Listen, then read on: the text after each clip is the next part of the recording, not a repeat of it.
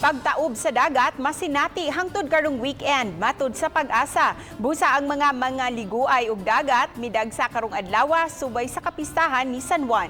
Si Juan Mirundina sa report. Kay dili tantong init ang adlaw ug dako ang dagat karong adlaw, gidagsa ang mga public beach sa dakbayan sa Lapu-Lapu karong adlaw. Magpamilya ug managhigala, enjoy sa ilang banding sa pagpangaon ug pagtampisaw sa dagat.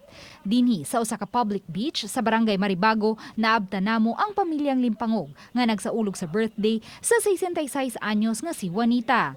Matud niya, kini pa ang labing unang higayon nga nagsaulog siya sa iyang birthday pinaagi sa pagpangaligo ug dagat.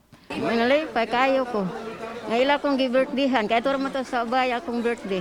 Karoon lang ni kaya ito lang sa bahay ko kanya. Sila yung naggasto na ako, kaya akong pinsyon sa kumbana na friend na mo akong gitukod og bahay. Enjoy ang tanan nga daw walay pandemya. Social distancing naman ni ma'am. Gani bisan sa mga gagmayng pantalan sa Maribago ug sa Angasil, daghang mga bata ang way puol sa pagdive.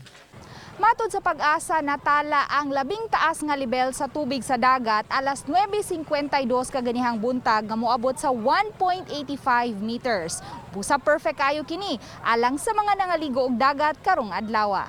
Ang atong maximum base sa atuang records sa adlaw Sabado o June 26 mas mohabog pa ni iyang peak 1.97 meters expected na to na high tide. Wala hinoy weather disturbance nga posibleng musulod sa nasod karong simanaha. Sa tuang forecast ma'am, wala tay expected na LPA na affecting diri sa Kabisayaan. Doon natin gimonitoron na bagyo, tropical storm nga na international name na si Tropical Storm Champi. Pinilayo rin ni nato around 2,000 kilometers. Yan na ni silangan sa extreme northern Luzon na expected man ni nga mas mo ang iyang movement pa amihanan kunya mo rekurbara paingon dia duol sa may Japan area. Uban ni Marlon Melgazo, Luan Mirundina, Balitang Bisdak.